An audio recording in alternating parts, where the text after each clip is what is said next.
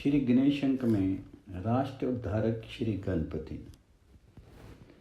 गणेश जी का जन्म राष्ट्र के अभ्युदय की प्रेरणा देता है। गणेश जी के जन्म के पहले संघ भाव का बिल्कुल ही अस्तित्व नहीं था। गणेश जी ने 10 वर्ष में सबको संगठित करके और उन्नत किया, जिससे वे सम्मान के पात्र बने। इतना ही नहीं, उनका स्थान पूजा में प्रथम हुआ, जो स्थान अब तक चला आ रहा है। गणेश जी ने धूम्राक्ष, नरांतक, देवांतक आदि राक्षसों का नाश किया, जो राज्य करते समय सज्जनों को पीड़ित करते थे। इससे गणेश जी सर्वपूज्य बन गए तथा विघ्न नाशक माने गए।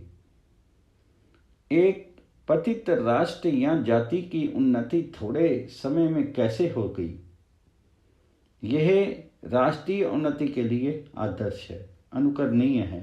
ये उन्नति गणेश जी के संगठन और बुद्धि के बल से संपन्न हुई।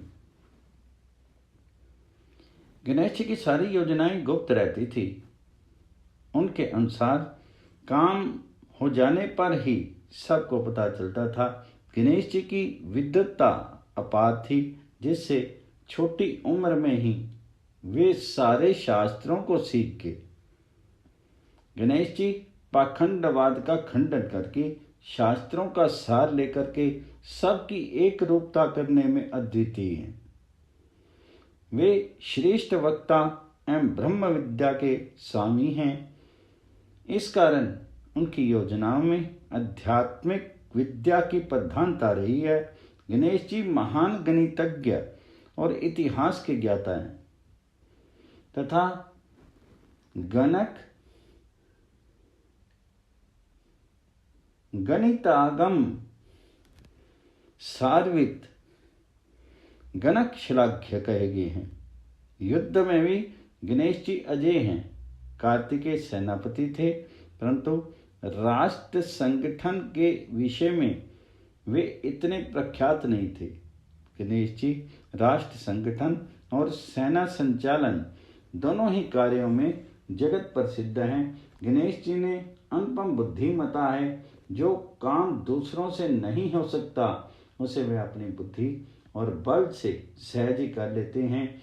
दूरदृष्टि, प्रज्ञा, बुद्धि और धारणा शक्ति का अद्भुत सम्मिश्रण गणेश जी में पाया जाता है। इन विनायक का उपनयन कश्यप ऋषि के आश्रम में हुआ था। उस आश्रम में यज्ञ तो होता ही रहता था। वहां बटुक को ला करके उसे यज्ञोपवीत कौपीन, दंड एवं मेखला भी धारण कराएगी। तब विनायक ने भिक्षा मांगी। भिक्षा में वरुण देव ने विनायक को पाश दिया और उस पाश से शत्रुओं को बांधने की रीति सिखलाई। भगवान शंकर ने त्रिशूल प्रदान किया और शत्रुओं पर उसे चलाने की रीति सिखला दी। परशुराम जी की माता रेणुका देवी ने फरसा प्रदान किया और आशीर्वाद दिया कि तू शत्रुओं का विनाश करेगा।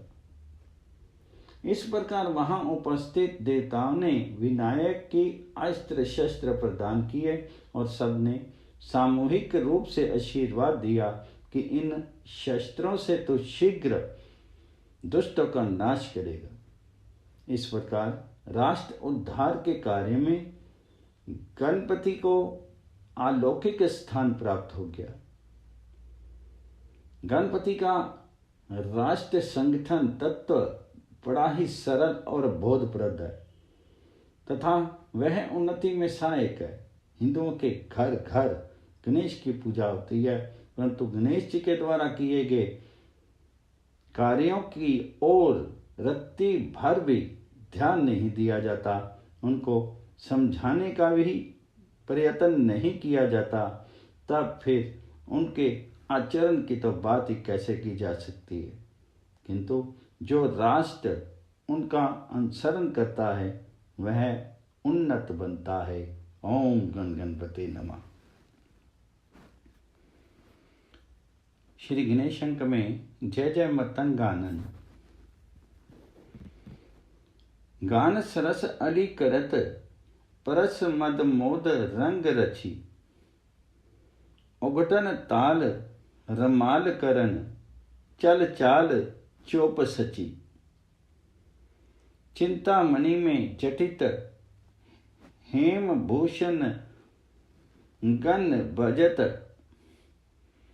चलत लोल गति मृदोल अंग नवतुंड बसजत।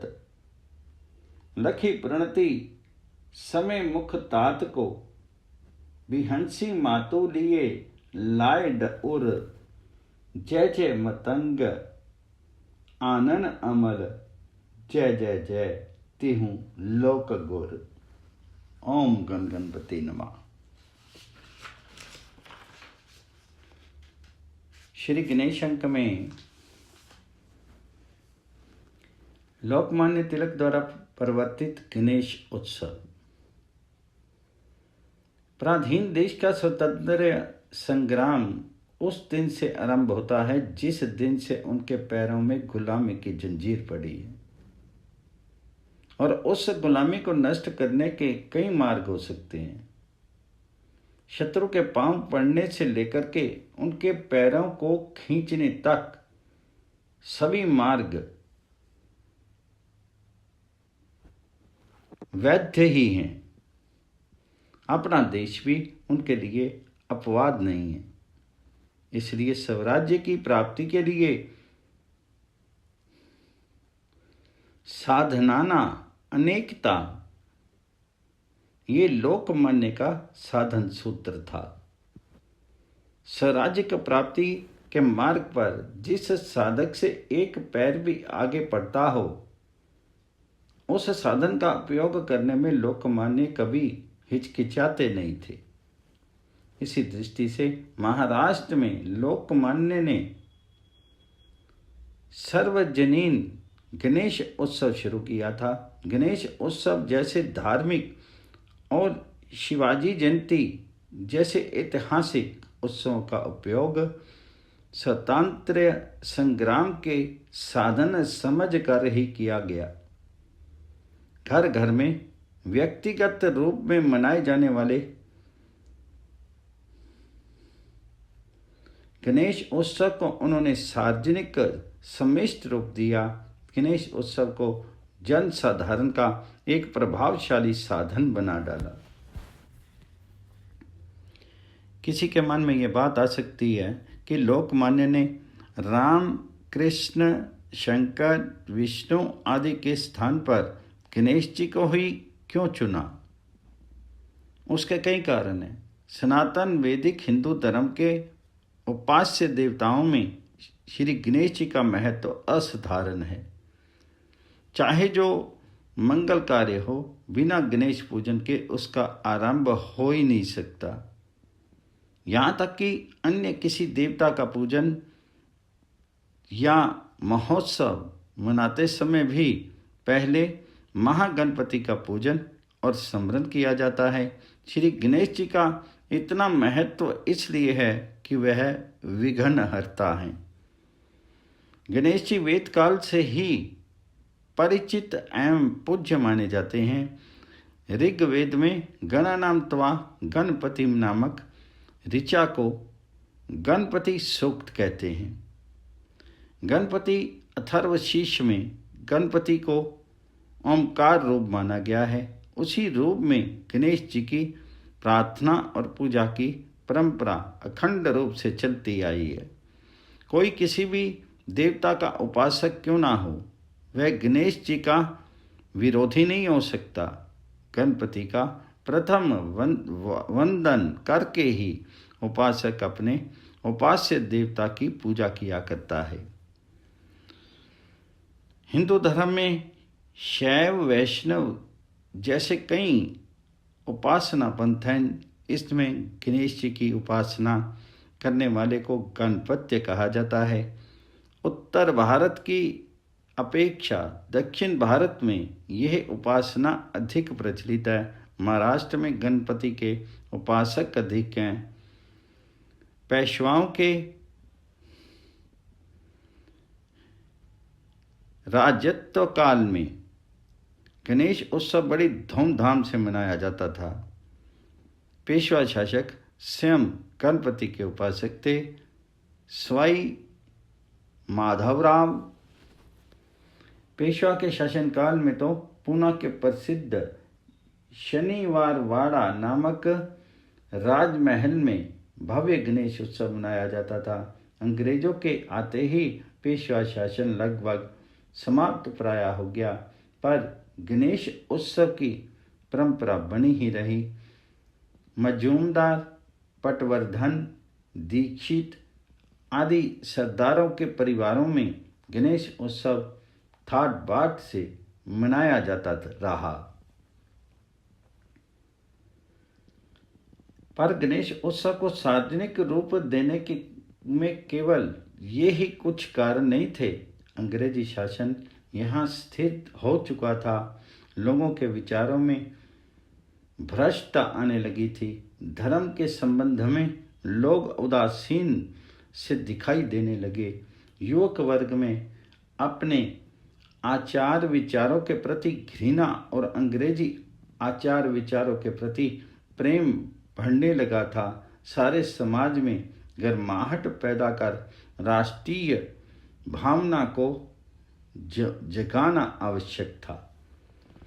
लोकमान्य ने सोचा कि गणेश जी ही एक ऐसे देवता हैं जो समाज के सभी स्तरों में पूजनीय हैं। उन्हीं का उत्सव मना करके अस्त व्यस्त समाज को संगठित किया जा सकेगा। नवयुवकों में राष्ट्रीय भाव प्रज्वलित किए जा सकेंगे एवं राजनीतिक आंदोलन के बढ़ावा मिल सकेगा। गणेश उत्सव एक धार्मिक उत्सव होने के कारण अंग्रेज शासक भी उससे दखल नहीं हो दे सकेंगे। धार्मिक उत्सव में हस्तक्षेप करने से पहले शासकों को कई बार सोचना होगा। इसके अतिरिक्त गणेश उत्सव शुरू करने में और भी एक कारण था। ईसाइयों और मुसलमानों के क्रिसमस या मुहर्रम जैसे महोत्सव में ताजियों के जुलूस में हिंदू समाज के निम्न श्रेणी के लोग भी सम्मिलित हुआ करते थे। ये देख करके लोकमान्य के दिल में बेचैनी महसूस होती थी। अतः उत्सव प्रिय जनता को एक ऐसा महोत्सव मिलना चाहिए था जिसमें हिंदू समाज के सभी वर्ग एक साथ सम्मिलित हो सके। इसी विचार मंथन से उनके मन में सार्वजनिक गणेश उत्सव की कल्पना उदित हुई। सन 1893 में पूना में ये कल्पना कार्यान्वित हो गई। लोकमान्य तिलक ने गणेश उत्सव को स्वाधीनता के आंदोलन का एक प्रभावशाली साधन बनाया था। उन्होंने गणेश उत्सव की राष्ट्रीय महोत्सव के रूप में ही प्रसारित किया।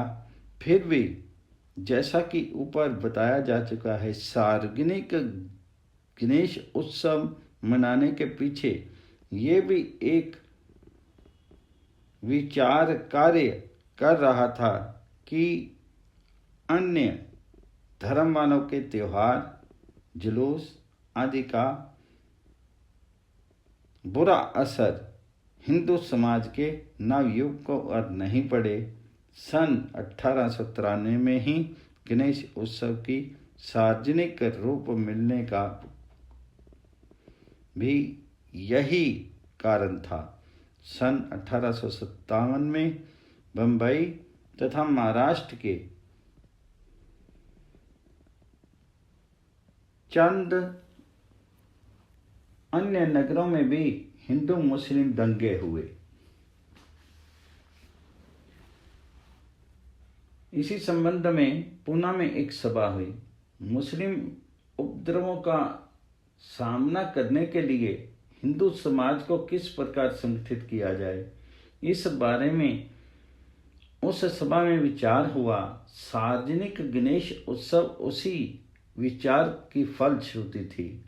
महाराष्ट्र में भाद्रपद और माघ मास की शुक्ल चतुर्थी तिथि की को गणेश देवता का उत्सव मनाने की परंपरा परिपाटी है। अब ये तय हुआ कि भाद्रपद मास के शुक्ल पक्ष की चतुर्थी से लेकर के भाद्रपद शुक्ल चतुर्दशी अनंत चतुर्दशी तक गणेश उत्सव मनाया जाए। 10 दिन के इस सार्वजनिक गणेश उत्सव में धार्मिक पूजा अर्चा के साथ साथ कीर्तन, प्रवचन, व्याख्यान भी आयोजित किए जाएं। समाज को स्वराज्य के आंदोलन हेतु सुसंगठित बनाने का प्रयत्न किया जाए। प्रसिद्ध क्रांतिकारी नेता स्वर्गीय खान खोजे ने लिखा है कि पूना में तिलक जी के नेतृत्व में गणेश उत्सव का प्रारंभ हुआ। वह केवल कोई धार्मिक उत्सव नहीं था, देशभक्ति के प्रसार के लिए शुरू हुआ एक राष्ट्रीय महोत्सव था। उसे चंद ही दिनों में राष्ट्र धर्म का स्वरूप प्राप्त हुआ। पूना से प्रेरणा लेकर के वर्धा, नागपुर, अमरावती आदि नगरों में भी गणेश उत्सव मनाया जाने लगा।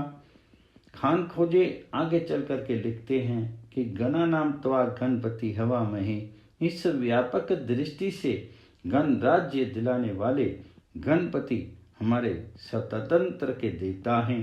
इस प्रकार का प्रचार शुरू हुआ। गणेश उत्सव के माध्यम से प्रभावशाली और देशभक्त वक्ता एवं कीर्तनकारों के द्वारा क्रांतिकारी कार्यकर्ताओं को इकट्ठा करने का काम सुलभ हुआ। धार्मिक उत्सव होने के कारण पुलिस भी गणेश उत्सव में हस्तक्षेप करने में हिचकिचाती थी। खुद लोकमान्य तथा अन्य राजनीतिक कार्यकर्ता गणेश उत्सव के अवसर पर व्याख्यान द्वारा स्वराज्य का ही प्रचार किया करते थे। गणेश उत्सव के अवसर पर दिए गए एक व्याख्यान में लोकमान्य ने कहा था कि गणपति की उपासना करते समय स्वराज्य, वैराज्य, परमेष्ठ्य राज्य की मांग करने की परिपाटी प्राचीन समय से चली आई है। ये शब्द जिस मंत्र में आए हैं वह कोई नया नहीं, बंगाल के विभाजन जैसे आंदोलन के बाद का एक मंत्र गठित नहीं हुआ, वह हमारा प्राचीन मंत्र है। हाँ, हम उसे अंग्रेजों के यहाँ आने के बाद भूल से गए हैं। मंत्र के प्राचीन तत्व का स्मरण दिलाने के लिए ही हम ये गणेश उत्सव मना रहे हैं। इस मंत्र में कई शब्द हैं, सभी समानार्थी नहीं हैं। यूं ही फिजूल शब्दों का इस्तेमाल करने की हमारे ऋषियों की आदत नहीं थी, अतः नाहक का शब्द जाल नहीं बनावें। मंत्र की प्रथम सीढ़ी से शुरू करें, अंतिम सीढ़ी तक गजानन देवता आपको पहुंचा देंगे। गणपति शब्द से ही प्रतीत होता है कि वे गणों के पति हैं, गणों के अधिपति हैं, यानी सब समाज के जनता के ये राष्ट्र देवता हैं। समाज में इकाई का भाव कैसे पैदा किया जा सकता है, इस अनुशासन के पालन का पाठ भी हमें गणेश देवता की उपासना से मिलता है। आत्म संयम कैसे किया जाए, इसकी शिक्षा भी हमें गणेश उत्सव से मिलती है, क्योंकि गणेश देवता बुद्धि और शक्ति दोनों के प्रतीक है। लोकमान्य ने राष्ट्र उद्धारक का विशिष्ट उद्देश्य मन में रख करके इस राष्ट्रीय उत्सव को परिवर्तित किया था। तिलक से प्रेरणा लेकर के अन्य राजनीतिक कार्यकर्ताओं ने भी इसमें जी जान से हाथ बटाया।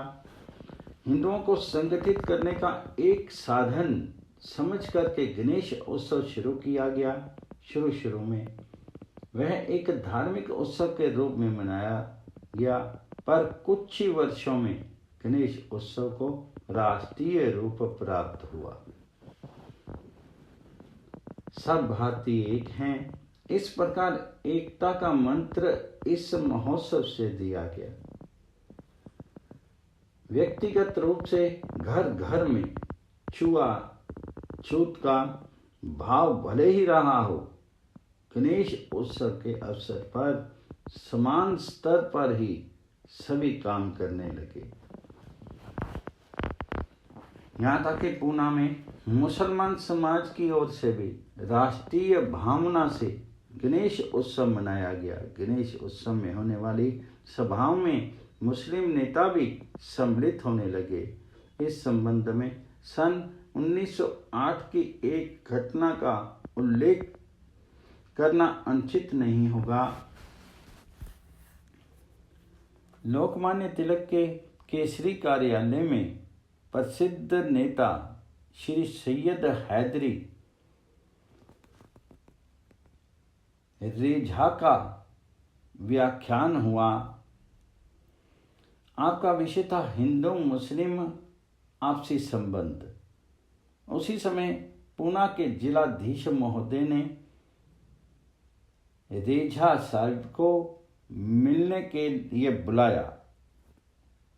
उन्होंने उनको समझाया, क्या आपको ये मालूम नहीं कि यह गणेश उत्सव मुसलमानों के खिलाफ है, किंतु फिर भी आप उसमें सम्मिलित हो रहे हैं।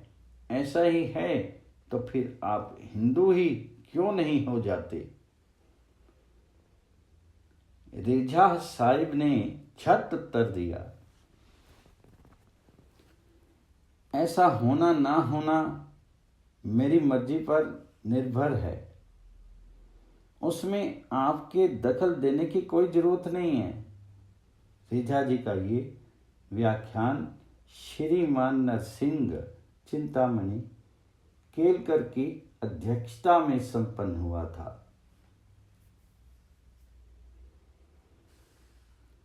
सार्वजनिक गणेश उत्सव में सामाजिक धार्मिक सुधार तथा राष्ट्रीय भावना को प्रखर बनाने का काम गीत गायकों ने किया, जिन्हें उस समय मेला नाम से संबोधित किया जाता था। मेला यानी मंडली बालक बालिकाओं तथा युवकों का एक गुट होता था, जिसके सभी सदस्य विशिष्ट गणवेशधारी हुआ करते थे और यह अनुशासित मंडली गणेश उत्सव के शुभ अवसर पर राष्ट्रीय गीत गाया करती थी। गणेश उत्सव के प्रति समाज को आकर्षित करने का बहुमूल्य कार्य हम मेला मंडली ने किया। इस मेला मंडली के बिना सार्वजनिक गणेश उत्सव इतना प्रख्यात कभी नहीं हो पाता। मेला मंडली का नाम गणेश उत्सव के साथ जुड़ा हुआ है। पूना में 1893 ईस्वी में एक राष्ट्रीय महोत्सव के रूप में गणेश उत्सव की नींव डाली गई। लोकमान्य की प्रेरणा से महाराष्ट्र भर में उसका विस्तार हुआ। महाराष्ट्र का प्रत्येक नगर और नगर का मोहल्ला मोहल्ला गणपति बप्पा मोरिया के जय घोष से गूंज उठा। महाराष्ट्र के बाहर भी बड़े बड़े नगरों में मराठी भाषी समाज ने स्थानीय समाज के सहयोग से गणेश उत्सव मनाया, जो प्रथा आज तक प्रचलित है। इस प्रकार कश्मीर से कन्याकुमारी तक और कराची से कलकत्ता तक गणेश उत्सव सार्वजनिक रूप में मनाने की प्रथा प्रारंभ हुई। यहाँ तक कि भारत के बाहर अदन, नैरोबी, लंदन आदि स्थानों में भी गणेश उत्सव मनाया जाने लगा। 1920 ईस्वी में लोकमान्य तो चले गए, पर गणेश उत्सव मनाने की परिपाटी जो कि त्यों चालू रही। महात्मा जी नेतृत्व में स्वराज्य के नए नए आंदोलन शुरू हुए। गणेश उत्सव में उन सभी आंदोलनों का प्रचार किया गया। जागृति का व्रत चलता रहा। 1947 ईस्वी में देश स्वतंत्र हुआ, अतः गणेश उत्सव के स्वरूप में अपने आप परिवर्तन होने लगा। अब तक यह स्वराज्य प्राप्ति का एक साधन समझा गया था। अब प्राप्त स्वराज्य को सुराज्य कैसे बनाया जाए, इस संबंध की जन जागृति का कार्य गणेश उत्सव के द्वारा होने लगा। सार्वजनिक गणेश उत्सवों की संख्या बढ़ गई। पहले विदेशी सत्ता के प्रति जनता के में असंतोष पैदा करने की दृष्टि से गणेश उत्सव का उपयोग किया गया। स्वाधीनता प्राप्ति के बाद अब वह भूमिका नहीं रही। इसी कारण गणेश उत्सव के कार्यक्रम में व्याख्यान, प्रवचन, राष्ट्रीय गीत पर गायन आदि कार्यक्रमों पर भी जो बल दिया जाता था वह अब नहीं रहा। गणेश उत्सव के उद्देश्य का रुख ही बदल गया। अब रोशनी की, सजावट की, जगमगाहट की और अधिक ध्यान दिया जाने लगा। वैसा होना स्वाभाविक भी था। आज सन 1973 में गणेश उत्सव का प्रारंभ हुआ।